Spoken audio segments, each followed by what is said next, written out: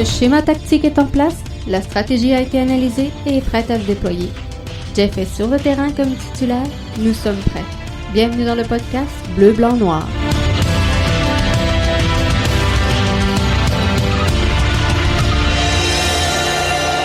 Bonjour tout le monde et bienvenue au podcast Bleu, Blanc, Noir. Jeff Morancy qui est là avec vous en cette édition du 27 novembre 2020. Aujourd'hui, dans le podcast, on va s'arrêter sur les options. Olivier Renard était en conférence de presse aujourd'hui avec l'ensemble des médias québécois afin d'expliquer ses choix alors qu'il a exercé certaines options, en a décliné d'autres et c'est ce qu'on va regarder ensemble ce soir. Donc, Olivier Renard qui a fait souligner ses intentions pour la prochaine saison. Des décisions qu'il a prises conjointement avec Thierry Henry. C'est sûr que la décision finale lui revient, mais il est important de comprendre qu'il tient compte quand même de l'opinion de son entraîneur-chef pour le choix finalement final de tout ça. Par contre, s'il y a un problème contractuel ou une situation qui fait en sorte que Olivier Renard croit qu'il est mieux de renouveler ou pas un contrat, ben la décision finale revient à Olivier Renard. Donc, on a connu les choix de l'Impact de Montréal, qui va rester, qui va partir, quel dossier demeure au moment où on se parle à régler, c'est ce qu'on va voir ensemble aujourd'hui. Alors, grosse conférence de presse d'Olivier Renard qui exerce ses options. On va commencer, si vous le voulez bien, par les joueurs qui demeureront avec l'effectif de l'Impact de Montréal en vue de la saison 2021. Resteront donc avec l'Impact Louis Binks. On sait que on a un prêt de Louis Binks qui sera étiré pour la prochaine saison. Lassi Lapalainen également, c'est un peu la même situation. Donc, lui qui appartient à Bologne sera donc de retour avec l'effectif de l'Impact de Montréal pour la prochaine saison. Lui qui est présentement sur le coup d'une bonne blessure, hein. On s'en souvient. Zachary Broguillard, Rudy Camacho, qui sera là également, Kaysen Ferdinand, Mustafa Kiza, qui devra, on va le voir un petit peu plus tard, chausser quand même de grandes pointures, hein, parce que vous allez le voir, là, vous le voyez pas dans la liste de ceux qui restent. Donc, clairement, c'est la fin pour Jukka Raitala et Corrales du côté de l'Impact de Montréal. Donc, Kiza devra piloter le corridor gauche et devra donc s'adapter rapidement. Waterman sera de retour avec l'effectif en 2020-2021, tout comme Maciel, Samuel Piet, Balou, Wanyama et Urruti. Faut comprendre une chose, c'est des joueurs qui sont présentement sous contrat avec l'Impact de Montréal ou pour lequel des options ont été prolongées. Une chose étant qui a été très claire dans le point de presse aujourd'hui d'Olivier Renard, tous les joueurs, sans exception, de l'Impact de Montréal sont sur le marché. Si l'offre, elle est bonne, si l'offre convient, et à l'équipe et aux joueurs, il y aura peut-être éventuellement des transactions. Et partez pas en peur, c'est pas que l'Impact est en mode vendeur, c'est comme ça dans à peu près toutes les formations à travers la planète. Donc, si tu as un joueur qui peut trouver preneur au bon prix, et Olivier Renard a été très clair sur un point, c'est que le joueur le plus important de l'Impact de Montréal, c'est le prochain qui arrive. Comprenez-vous? Donc, si, par exemple, il y a une offre intéressante pour un joueur X et que l'offre pour attirer un nouveau joueur convient à l'Impact, ben c'est sûr qu'une transaction et le joueur le plus important devient le nouveau parce que c'est lui qu'on veut greffer au groupe. Donc ça, c'était mis très clair par Olivier Renard aujourd'hui. Mathieu via YouTube qui nous dit Olivier Renard a très bien géré son effectif. Sincèrement, là, j'ai aimé le point de presse aujourd'hui d'Olivier Renard et sincèrement, j'aime la direction qu'il prend avec cette formation-là. On va peut-être manquer de profondeur. Il va rester à voir là, c'est quoi le lousse et la latitude d'Olivier Renard pour attirer du nouveau talent dans le 11 de départ de l'Impact de Montréal en vue de la prochaine saison. Ça va être important parce que même si on perd des gros morceaux, faudra un jour ou l'autre remplacer parce que l'Impact avait déjà besoin d'être amélioré à la base. Donc oui, Olivier Renard gère bien son effectif.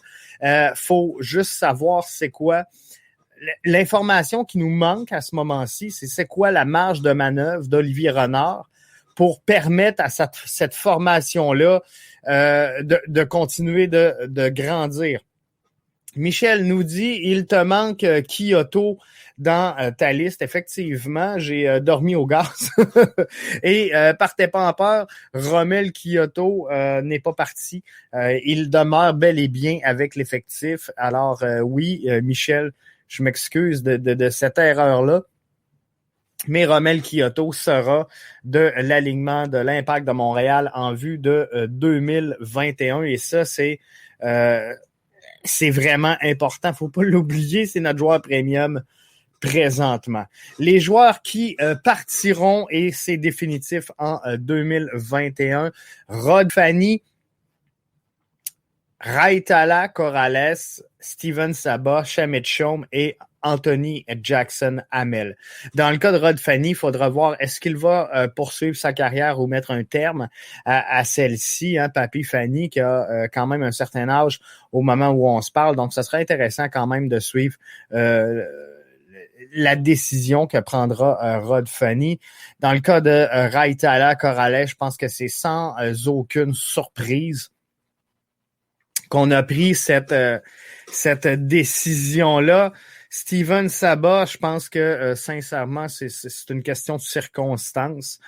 Présentement, avec la réalité de l'Impact de Montréal, avait plus ou moins de place pour un jeune comme Steven Sabah au sein de l'alignement. Shamit Chaume, c'est un dossier bien particulier et c'est pas que Shamit Chaume ne faisait pas le travail. Olivier Renard, et je me suis pris des notes, a été bien précis. Il a un caractère exceptionnel. Il a été blessé pendant plusieurs semaines, voire plusieurs mois. Et c'est pas, comment je pourrais dire, c'est pas de gaieté de cœur que Olivier Renard laisse partir Shamit Chaume, c'est qu'il est comptabilisé, donc le salaire est dans le salary cap et je vais vous expliquer là en détail tantôt. On a préféré des homegrowners, donc qui sont sortis de salary cap là parce que oui, il y a de la latitude chez l'Impact de Montréal. On savait que Saphir Taider allait donner de la latitude. Et les chiffres qu'on a aujourd'hui, qui ont été présentés par Olivier Renard, donc ce que je vous avance en ce moment, c'est des chiffres qui sont confirmés par l'Impact de Montréal, puisqu'ils sont livrés par Olivier Renard. 612 000 $ ont été libérés sur le cap salarial avec le départ de Saphir Taider. Et le cap va rester pareil. Il n'y a pas d'augmentation de gamme et de TAM dans la MLS pour la prochaine saison, ce qui fait que les augmentations de salaire de l'Impact de Montréal en vue du renouvellement des contrats des joueurs qui sont déjà avec l'alignement seront de l'ordre de plus ou moins entre 500 et 700 000 $.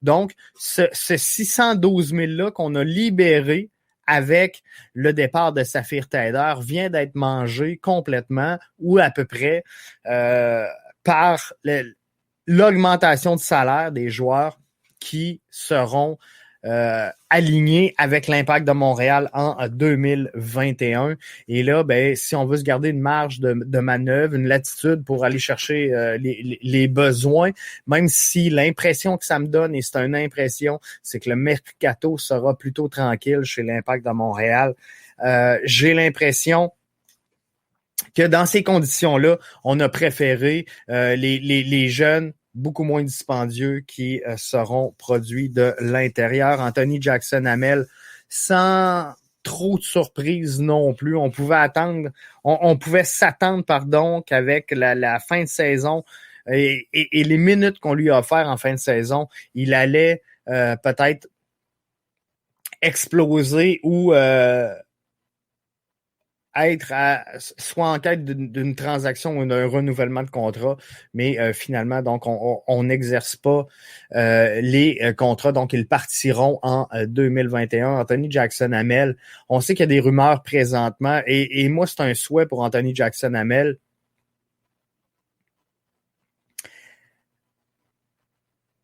Je pense sincèrement, avec toutes les rumeurs d'implantation de la CPL au Québec, je pense que si Anthony Jackson-Hamel, le bombardier de Limoilou, joint les rangs de la CPL dans un club québécois, ça va être de toute beauté. Je vais prendre quelques commentaires avant de poursuivre. Mathieu qui nous dit « Bravo pour l'infographie ». Merci Mathieu. On essaye donc d'améliorer le produit au fur et à mesure que on avance et on est rendu là à s'attarder sur certains petits détails qu'on laissait aller au départ. Donc, on s'en va là et je pense qu'on s'en va effectivement dans la bonne direction. Sur Twitter, Sam Racine qui nous dit « Quand tu te soucies des 70 000 de salaire, parce que c'est tout le monde une joke, le salarié, c'est sûr, Sam, qu'il faut quand même tenir compte de la réalité actuelle. Puis, tu sais, je veux pas défendre l'impact sur le cap salarial, puis sur les transactions. Puis, est-ce qu'on va attirer des joueurs? Est-ce qu'on va ne pas attirer des joueurs? Est-ce que l'impact est vendeur? Tu sais, moi, mon rôle, c'est d'analyser les mouvements de l'impact et de vous le livrer selon ce que moi je pense, ce que moi j'entrevois. Mais comment est-ce qu'ils vont le gérer? C'est de la business. On sait que Joey Saputo, on se mettra peut-être dans le sable de site à soir. Joey Saputo perd une dizaine de millions par année depuis plusieurs années. Cette année, il y a personne au tourniquet. L'équipe joue que à l'extérieur. Et pensez pas là que tous ces joueurs-là se promènent avec le petit boîte à lunch le matin. Non. Donc, il y a des dépenses qui sont reliées à ces déplacements-là à l'extérieur. Donc, même si l'Impact joue à domicile à l'étranger, ben il y a des frais reliés à tout ça. Et c'est une saison qui sera catastrophique au niveau du bas de ligne pour l'Impact de Montréal. Donc, tu sais, oui, on se soucie quand même.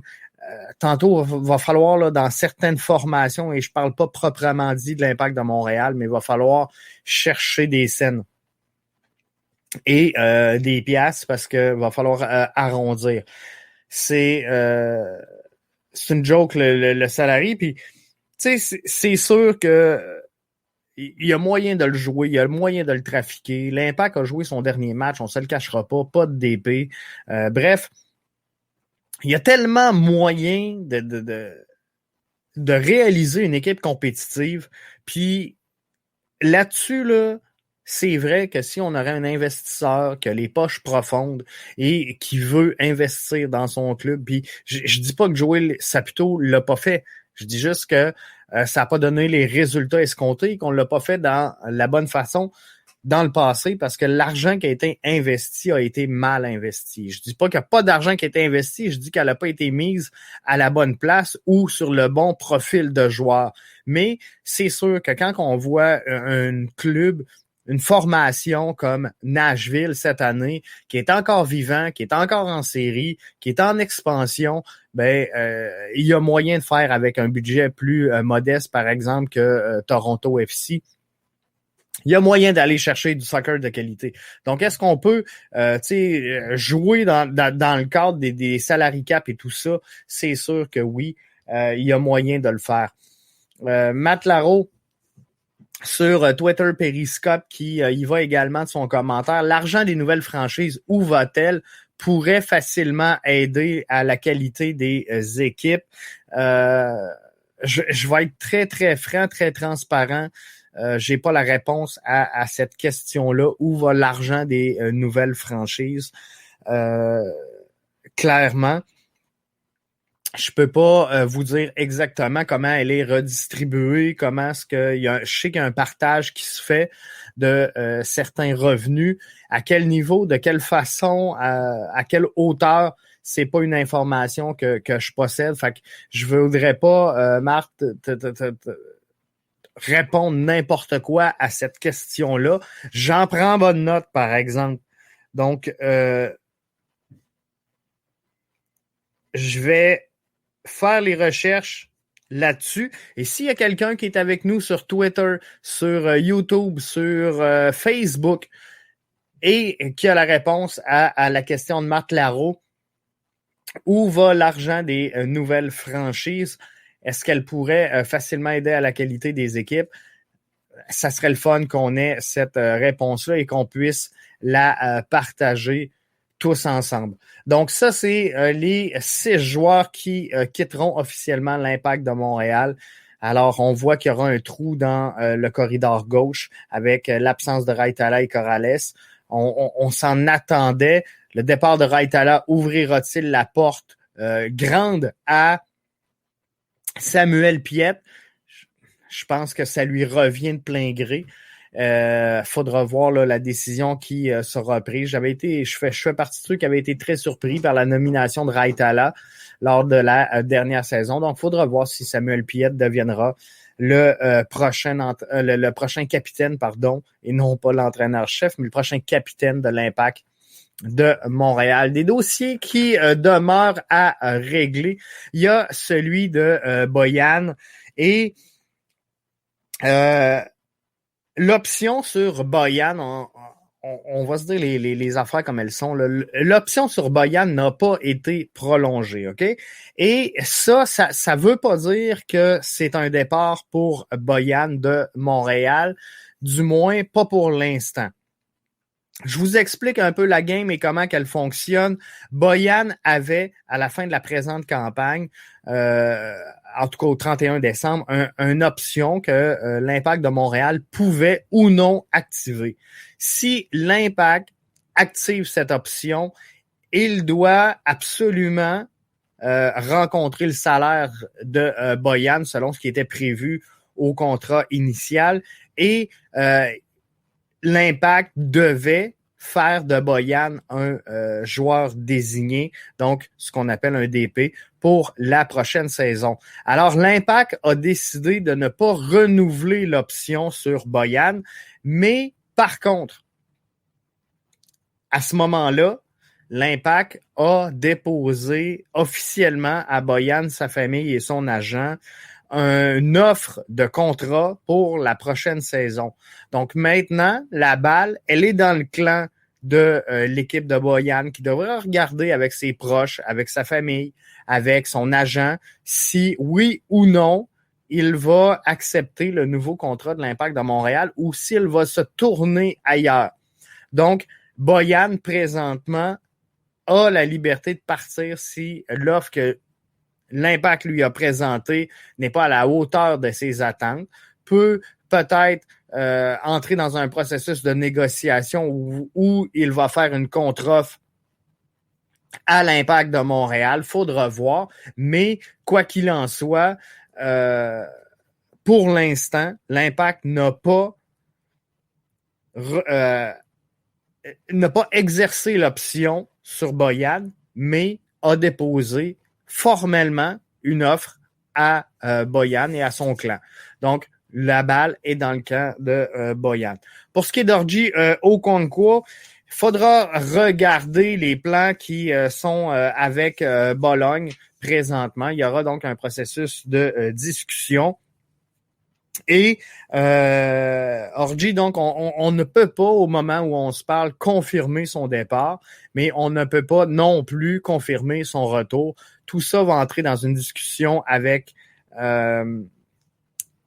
Bologne, à savoir si qu'est-ce qui va se passer dans son dossier. Donc, c'est un dossier qui est à suivre présentement, qui n'est pas encore réglé. Pour les joueurs qui partiront, je reviens, Fanny, Raitala, Corrales, Saba, Chaume, Jackson, tous les joueurs qu'on n'a pas exercé d'option, ça, malgré tout, là, je vous dis qu'ils partiront en 2021, mais c'est des joueurs qu'on n'a pas renouvelé le contrat pour la prochaine saison. Ça ne veut pas dire que éventuellement, il n'y a pas des joueurs dans cette liste-là qui vont pas dire « Moi, j'aimerais demeurer avec l'Impact » puis qu'ils vont trouver un terrain d'entente à quelque part pour... Je vous donne un exemple. Je prends le premier du bord, Rod Fanny. Il n'y a rien qui dit que Rod Fanny pourrait pas dire à l'Impact, par exemple, moi, je suis à l'aube de la retraite, mais je suis pas prêt. Je pense que j'ai encore une couple de minutes dans les jambes. Donc, moi, j'aimerais ça, venir dans un rôle de soutien, encadrer les jeunes dans leur développement, puis tu sais, avoir un rôle de second plan où je vais compléter des minutes, je vais remplacer des blessures. Et je vais être à l'aise avec ça, mais je suis pas prêt à prendre la retraite et je veux pas retourner ailleurs. Donc, moi, je suis à l'aise à Montréal et je veux rester là. Donc, l'Impact pourrait dire, OK, à ces conditions-là, regarde, nous, on serait peut-être intéressés. Voici l'offre qu'on peut te présenter dans cette réalité-là. Et peut-être que les deux clans vont s'entendre, comprenez-vous? Donc, c'est des contrats qui, pour l'instant, il n'y a pas d'offres qui ont été déposées, mais ça ne veut pas dire qu'éventuellement, s'il se trouve rien ailleurs, qu'ils n'auront pas une entente à venir éventuellement avec l'Impact de Montréal. Donc, c'est des dossiers qui pourraient s'éclaircir au cours des prochaines semaines, des prochains jours. Les joueurs qui sont sous le départ. Donc, les joueurs qui vont partir. Je pense à Fanny, à Raitala, à Corrales, à Saba, à Chaume, à Jackson. Est-ce qu'ils seront, oui ou non, avec l'Impact de Montréal pour les matchs de la Ligue des champions de la CONCACAF en décembre prochain? Techniquement, les joueurs sont sous contrat jusqu'au 31 décembre 2020 jusqu'à 23h59. Comprenez-vous? Un peu, là, c'est à peu près ça le topo. Mais la MLS a confirmé à l'Impact de Montréal que les joueurs qui ne seront pas de retour avec la formation ne sont pas obligés d'être présents pour les matchs. Olivier Renard a mentionné que les joueurs sont des professionnels et qu'ils doivent agir avec professionnalisme et qu'il espère que les joueurs seront présents, seront disponibles pour se joindre au match du 15 ou du 16 décembre en Ligue des champions de la CONCACAF. Ça ne sera pas facile, on ne se le cachera pas. L'Impact, au moment où on se parle, n'a pas de deadline, mais attend une réponse de ses joueurs à savoir si oui ou non ils seront disponibles parce que l'Impact de Montréal va reprendre sous peu l'entraînement à Montréal en vue de ces rencontres-là. Et on attend donc du côté de l'Impact une réponse à savoir si oui ou non ces joueurs-là seront en activité avec l'Impact de Montréal pour les matchs. Mais visiblement, du côté de la MLS, on forcera pas les joueurs à se rendre. Qu'est-ce qui a fait que Olivier Renard a choisi ceux qui restent, ceux qui partent, ceux qui seront à régler? Visiblement, il y avait quatre critères de sélection pour Olivier Renard dans la démarche et l'analyse qu'il a fait aujourd'hui, qu'il a annoncé aujourd'hui, parce qu'on comprend que c'est un travail qui a été fait avant aujourd'hui, on l'a rendu public aujourd'hui, mais les 4 points qu'il évalue dans un renouvellement de contrat, en gros, c'est l'âge, la qualité de joueur, le prix et le rendement. C'est les 4 critères de sélection sur lesquels se base Olivier Renard pour ses décisions. Donc, Ligue des champions, on devrait avoir ça bientôt. Est-ce qu'Olivier Thierry Henry est au courant, donc était au courant.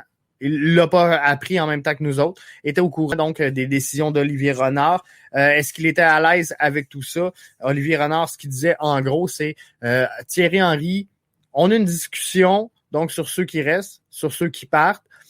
Thierry Henry peut faire valoir ses points et je vais les écouter. Si on doit faire un effort pour garder un joueur, on va essayer de le faire. Mais en bout de ligne, si le joueur ne cadre pas dans ce que cherche Olivier Renard, c'est Olivier qui a la dernière décision finalement dans tout ça. Donc, c'est ce qui va jouer. Est-ce que, toujours en Ligue des champions de la CONCACAF, si l'Impact ce soir annonçait la signature d'un joueur, est-ce que ce joueur-là pourrait se joindre à la formation ou ceux qui ont entamé le tournoi devra jouer le tournoi et les nouveaux joueurs ne seront pas admis? Dans les circonstances actuelles, c'est sûr que l'Impact de Montréal est présentement en négociation avec les autorités pour essayer de faire changer un peu cette réglementation-là qui dit que présentement, les nouveaux joueurs ne sont pas admis. Donc, les joueurs qui sont admis dans le tournoi de la Ligue des champions de la CONCACAF sont ceux qui étaient là au départ sur les premières listes. Donc, faudra voir si oui ou non ces joueurs-là pourront se greffer, mais on devrait avoir des nouvelles éventuellement là-dessus. En terminant le podcast de ce soir, je veux prendre le temps de saluer et de féliciter un joueur U21 canadien qui a été nommé joueur canadien par excellence dans niveau de la CPL, joueur canadien, donc U21, Mohamed Farsi, tout un joueur. On avait fait d'ailleurs ici à l'émission dans le podcast BBN, je vous mettrai le lien là, si jamais vous ne le trouvez pas. On avait fait un topo sur Mohamed Farsi et le faire découvrir un petit peu. C'est tout un joueur, donc 21 ans élu, joueur U21 canadien. Mathieu qui dit bravo Mo Farsi, effectivement, tout un joueur. Hein. Et je ne sais pas si vous l'avez déjà vu. Moi, je l'ai déjà vu en action dans un tournoi de futsal du côté de Laval. Et c'est malade. C'est tout un joueur. C'est de toute beauté de le voir jouer. Donc, félicitations à Mohamed. Nous, on reprend donc le collier la semaine prochaine, lundi prochain, en espérant pouvoir vous présenter tout ça sur notre nouvelle plateforme BBN Media qui viendra donc avec une belle petite application. Ben là, vous le verrez pas, mais on a donc la belle petite application BBN Media qui s'en vient, qui va vous offrir du contenu de toute beauté, de qualité. On va greffer une nouvelle équipe avec moi-même, ce que j'ai déjà. On a Marc-Antoine qui a commencé tranquillement pas vite à joindre les rangs de l'équipe. Donc, on va avoir là tous les podcasts offerts facilement sur votre application BBN Media avec tous les billets qu'on rédige, que je rédige, que Marc-Antoine a rédigé et que la nouvelle équipe donc qui va se greffer au fur et à mesure que le projet avance, va se greffer. Ça va être de toute beauté. Mais on se retrouve donc lundi et 20h, comme à l'habitude, on continue de vous offrir un produit de qualité et on va vous offrir encore davantage dans les semaines, dans les mois à venir. Restez avec nous. Partagez, s'il vous plaît, le contenu qu'on produit. Si vous aimez, faites comme Mathieu ce soir, comme Michel, comme Sam, comme Marc Larreau et venez commenter lorsqu'on fait des podcasts. C'est le fun de discuter avec vous. Ça me fait grand plaisir. Et si vous avez des discussions également sur Twitter, en dehors, off-record, on va le dire comme ça, je vais essayer d'en tenir compte dans les prochains podcasts et de revenir sur vos commentaires et on va s'amuser comme ça, même dans l'entre-saison. Et là, tranquillement, pas vite, on va mettre la table pour le reste de la compétition dans le championnat, bien sûr, de la MLS, mais aussi la Ligue des champions de la CONCACAF qui s'en vient quand même à grands pas. On est le premier la semaine prochaine, donc ça s'en vient très vite, la Ligue des champions de la CONCACAF. Donc, restez là avec nous, bien branchés à BBN Media pour le podcast BBN.